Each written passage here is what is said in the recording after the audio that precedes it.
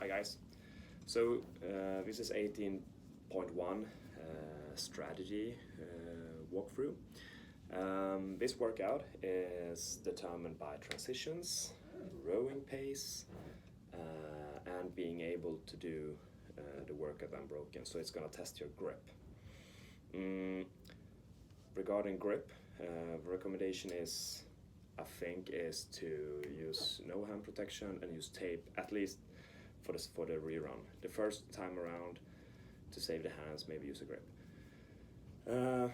About pace on the rower, I think to be successful, I think you should start out a bit slower than you think. Maybe 100 cals per hour slower, and when you're up at 10 minutes, you feel you have power left and you can actually pick up like 20-30 cals an hour each round. It's a great feeling when you're at 15-16 minutes to be able to push, okay? And you're gonna need that since the grip is gonna start to fail. And you might not be able to do the entire workout unbroken. Yeah, so this session is about, I'm gonna go through transitions pretty soon. I'm gonna test out 3 or 4 versions of it, and after that I'm gonna break it down. So for males, about pace on the rower, I would think to be competitive at regionals level, you need to be at no less than 1400. Probably over 1500. For a female, I know for a fact that you will be competitive if you can average 1050 throughout. You're gonna be competitive, and you're gonna be world level if you can go above 1100. If your transitions are fast and you do everything unbroken. So, with that said, I think for masters, I think you're gonna need 1300 at least. And for females, yeah, at least 900. That's what I'm thinking. Okay, so I'm gonna go out to the gym and do some transition training. And after that, I'm gonna break it down.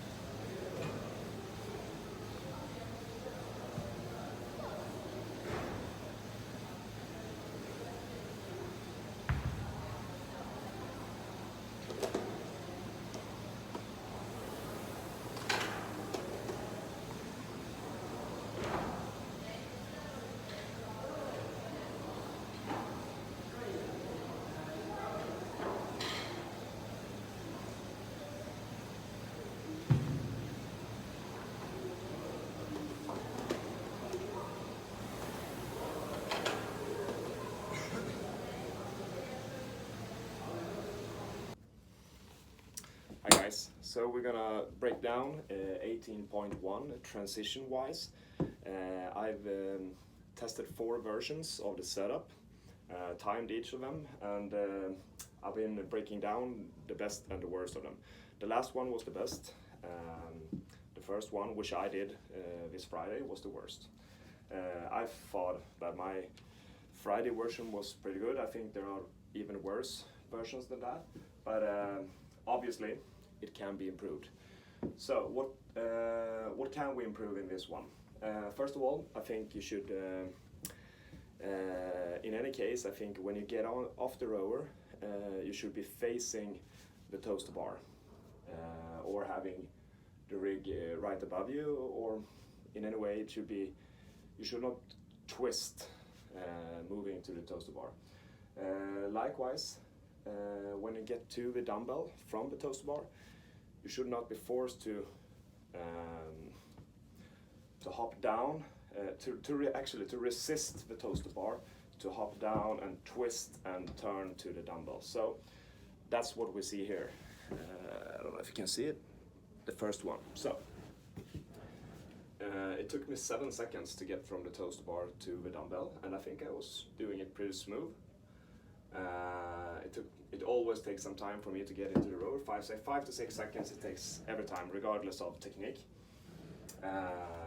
So into the rower, from the rower to the toaster bar was pretty fast this time.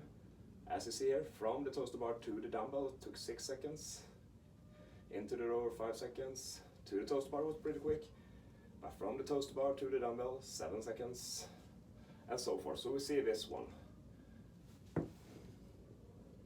To the dumbbell every time. So 5 rounds was 69 seconds of transition time in of 2 minutes and 30 seconds of work. The last one, what improved? Yeah, time to the dumbbell improved. From the dumbbell into the row was pretty fast this time, this one. But from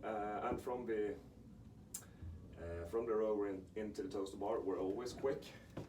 2 seconds straight through.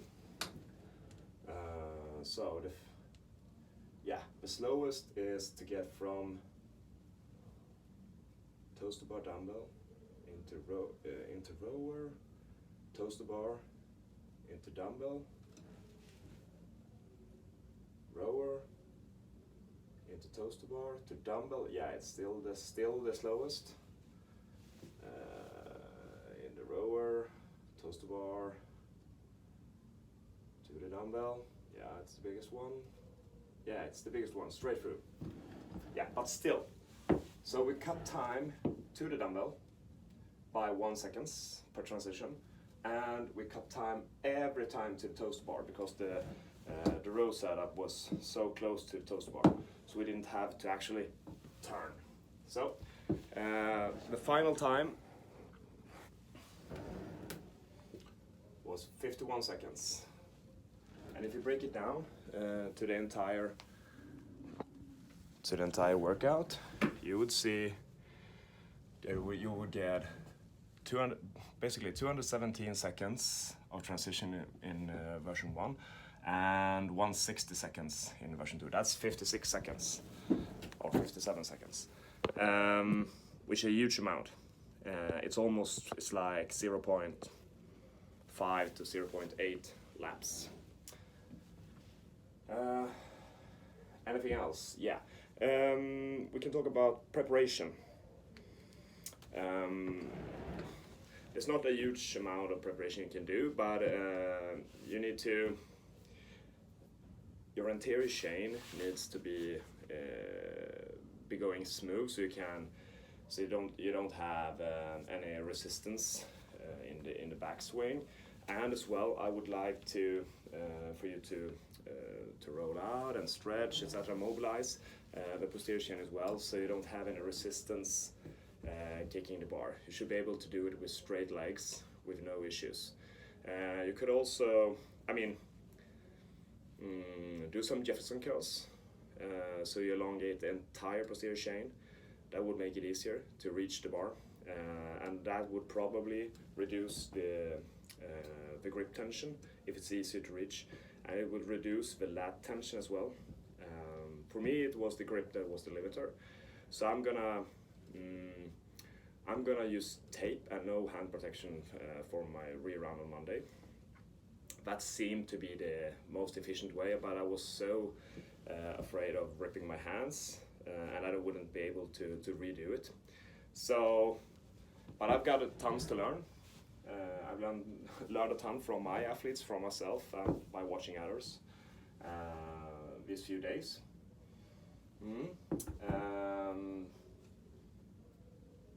I'm gonna dig at least half a round more. I did 11 rounds and 8 toes bar. I'm gonna dig into the 12 round, yeah. That's my goal. Happy wadding.